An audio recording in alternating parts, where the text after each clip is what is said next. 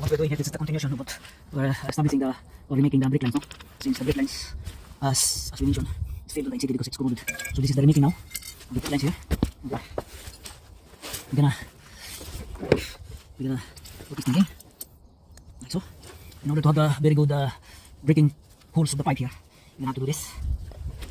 And then once it's done, with the piling, tap the piling a little bit, and then we have to establish a bit like a view here, so you will see the action here. So here is the brick lines. And what we're gonna do here now, since the opening is very small, so we're gonna use our cutter knife and gonna squash it out so the piling is going out, or like we kind of widen the, or bigger the holes here on the copper brick pipe. The reason for that, because this piece here has to get inside the holes, and we're gonna make it opening, wide here, round and circle, perfect as it should. And once you're done, you have to apply filing just slowly, just to remove the peels and ditches that is going into the system, to label it. Okay, and then try this piece of thing here. This will form into a mushroom once it is getting inside. Once it is being forced by the clearing tool, this will form mushrooms. Okay, so here, here's that in. So make it a bit bigger. So just keep on turning here like that. Like that. Okay, until you create widening the circle or a pipe inside. Keep widening, and then apply filing, tap the filing a little bit, and then every now and then try to put this inside here. This piece here, as I said, it will create one mushroom once it is being pressed. Okay.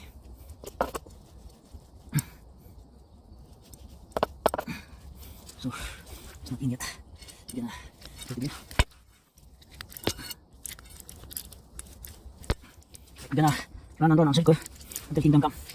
Okay, and then every little thing around, filing, and then always use this.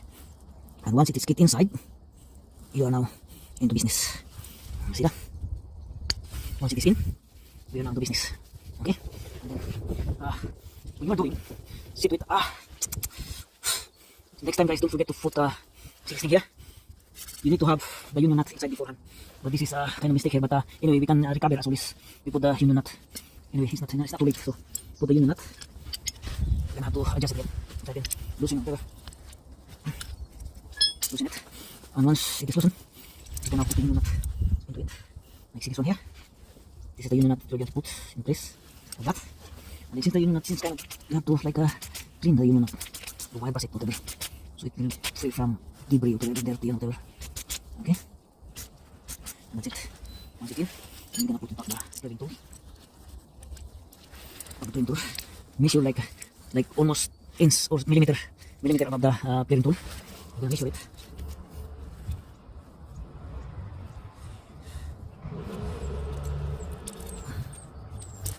So once measure like it's like a millimeter or centimeter. Like see that? So it has to be like millimeter whatever. Have to be like precision here. So have to be like millimeter, like half of millimeter, and then situate that here. It has to be flat, like has to be level. Otherwise, you can have a bad day. So level failed as you can. So has to be level like that, and then tighten it. Tighten the butterfly nut.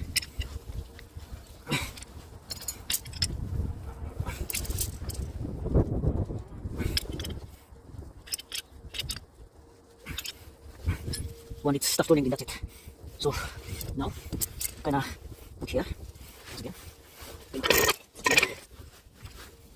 thing, like that, and bring out the clearing tool. For this, it has to create some kind of mushroom that will hold the union nut, okay, or union bolt, as we say. So here, have to be careful. Remember, it has to be like a precise method here. Otherwise, it's gonna end up nightmare. So precision is vital here. So here, pay attention. So slowly tighten the clearing tool. As it goes tightening, this copper line or copper brake lines has to be forming a fair thick mass once it is being compressed by our clearing tool here. So we have a good thing. So this is how you perform brake lines in the making. Okay, so tighten, keep tightening it down until you cannot turn it anymore. So once it's tight, you have to loosen it again, and we will see good result. Okay, so that's it. So again, wiggle it.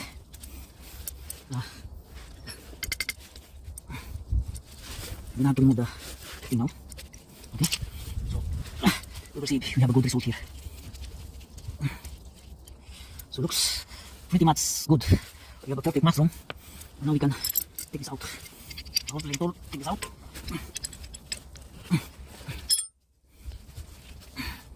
I like this peeling tool rather than the other one that has the handle on it. And it's kind of good, but I like this one. This is more science in here. So we can step back and see the result here. We have a very good mushroom. Okay, that's how we make pipes, brake lines. Okay, now we're gonna put it back, put it around. Okay. So this is the excitement part now here. Is this one here, as we say, like okay. So here we're gonna have to roll around the dice here. Okay, so we will take position on the nut here. So position the nut here. Before positioning it, you have to like insert it by hand. Make sure it will go along by hand. Okay, make sure it's get in by hand tight. Seems like we are in the business now. So it is in by hand. So it is hand tight. And then once it's getting hand tight, you position the bolt. Place it here under holding the brake hose.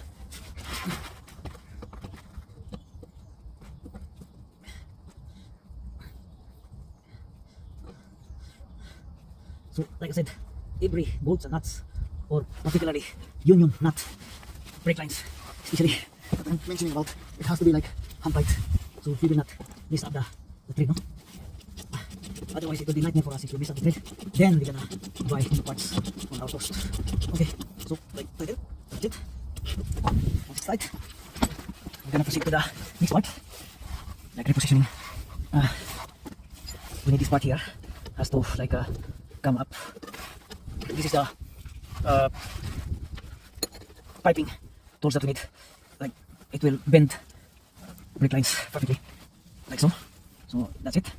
And then once you're done, then we're gonna bring it down here, that kind of formation, like that, like that. And then voila, we're gonna put this back in. That's it. Has to be like that position. Okay. So once it's in, we're gonna guide our brake lines like that. Okay. Make sure that we need to reposition the brake line cord not to be touching with the body, no? Otherwise it will fail on the NCT if it is touching the body. Because the purpose of that one is by not touching the body, it's kind of avoiding the vibration. You have to avoid the vibration that will create damage. Vibration will create damage on the brake lines in the long run. So make sure that that is away from the body. So that is tight, and we're gonna tighten it down. Again, this is this is 11 mil. So we're gonna tighten it down. 11 mil. Also 11 mil. Spanner. This is it. This is 11 mil here. Okay.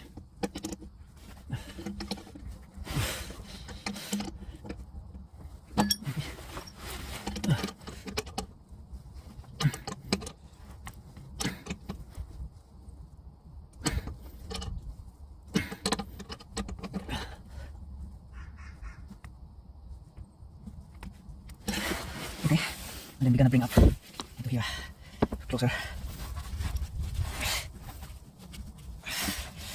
So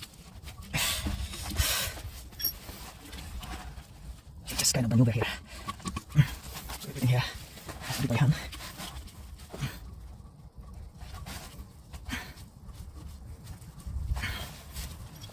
Okay, hand.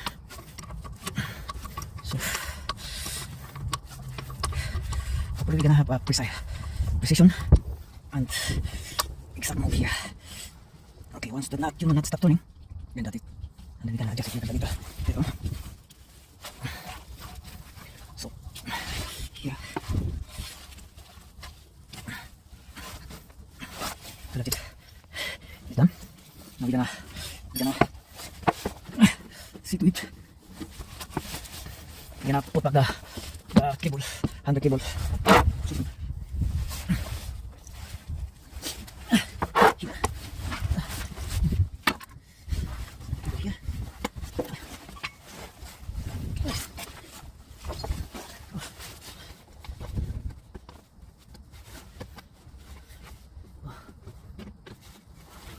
Here.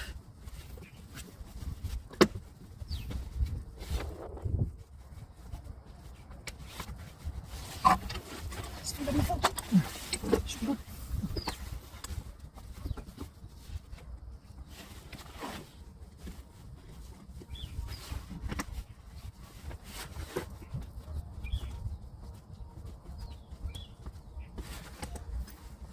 Be careful. We could be missing the thread here.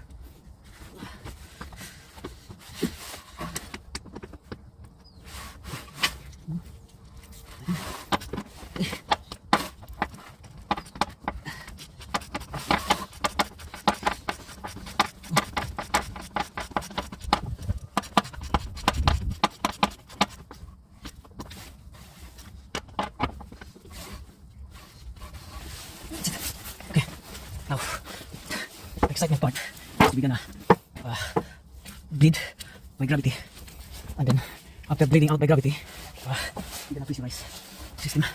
So remove here. This is the nipple, guys. The nipple for the brake caliper. We're gonna bleed it by gravity for now. Secret that the brake fluid is going out. Once the brake fluid going out, then we're going to pressurize system for the proper bleeding procedure. So we're almost done here. So see that fluid slowly going out, and then if you can, we should top up the brake fluid reservoir on the brake reservoir on the system.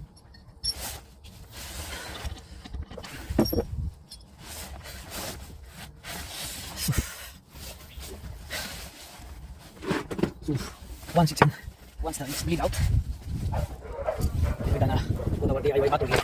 Bleeder bottle DIY. Put the pipes here, bleeder pipe. So we need to have the zero bubbles in here. Like zero bubbles. You should have zero bubbles. So on here is I'm going to close the system first, and then close and then pump the brake pedal so the bubbles run away up to here, and then we're gonna release afterwards. So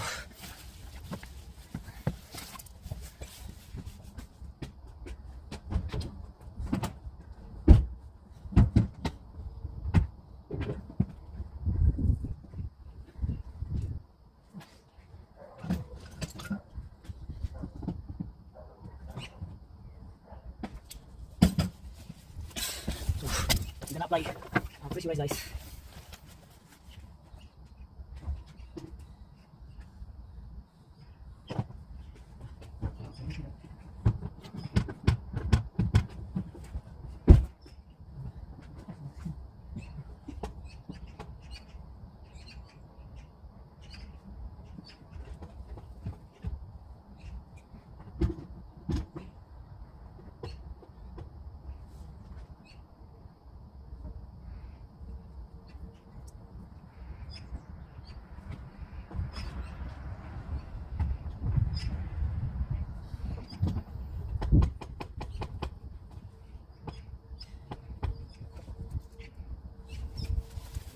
So it is pressurized now.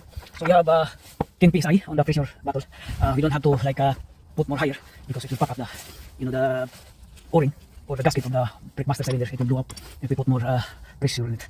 So we're gonna have to open now. Remember, we need to put zero bubbles in here. Like as you can see, the bubbles starting to go out. Okay. So it's not bad. Yeah. So we're doing good job in here. We're good. So since we done already gravity bleeding, so there's not much bubbles in here, as you can see, and the fluid is building up as we loosen down. Okay. So has to be like 0 bubbles. Okay.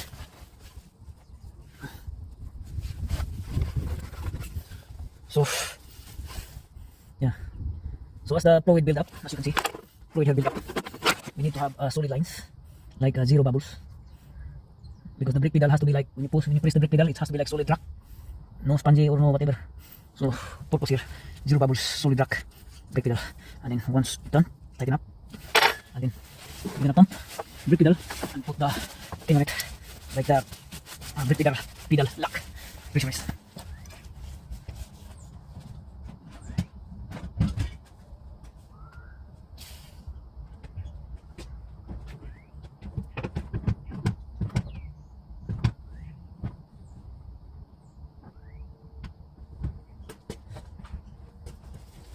So I will show you what we're gonna do with the brake pedal here.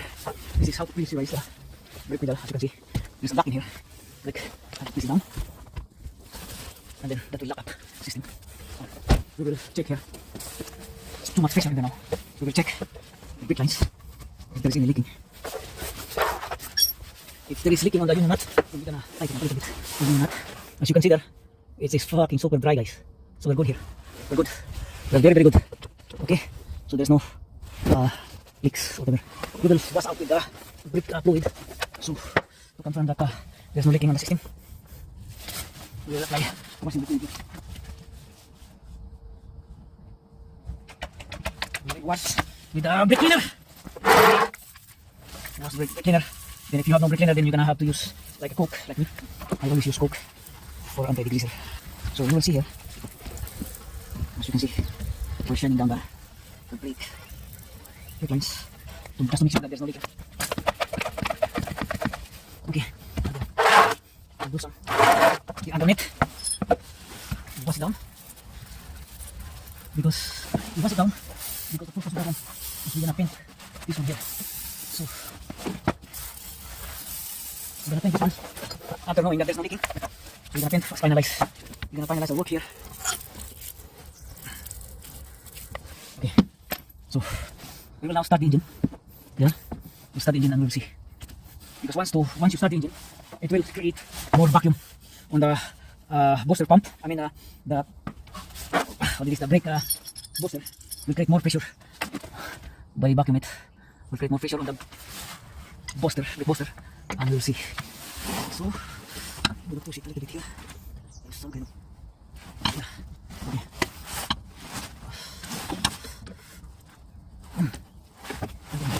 I'm gonna roll it like that. Okay, just a little bit. That's enough. Here, make sure that the brake is covered here, not touching the socket. So create sounds. Okay, we will start the engine. And we will check then. We will check if there is leaking. Let's see.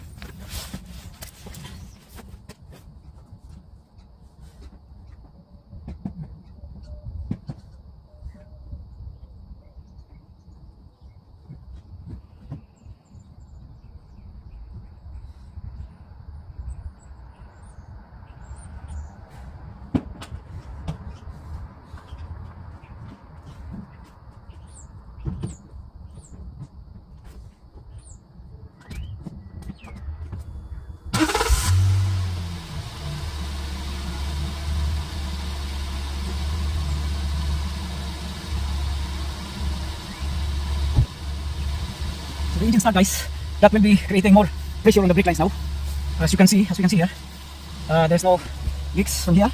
We start from here on the brake hose, union nut, no leaks, and then we move along to the other side, like here, to the top.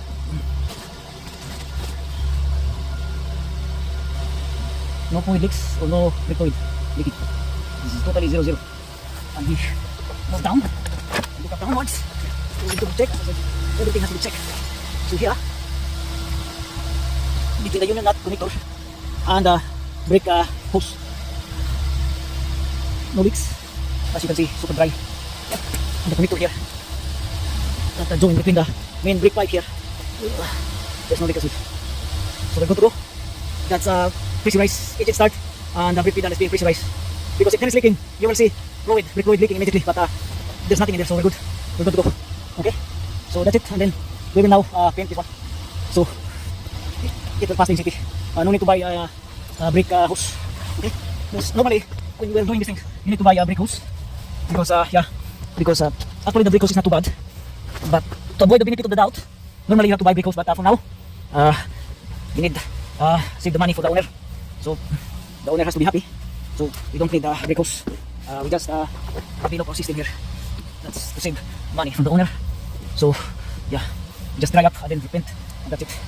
So what we're doing here, engine start, and then we pressurize the brake pedal. As you can see, we release it now. Okay, and then we push the brake pedal. That is solid rock. Solid rock. And then push down on and up on the brake, handbrake. So it will compress piston more. Okay. So we're done here. We're good. So here, this is final inspection. Final. Pretty dry.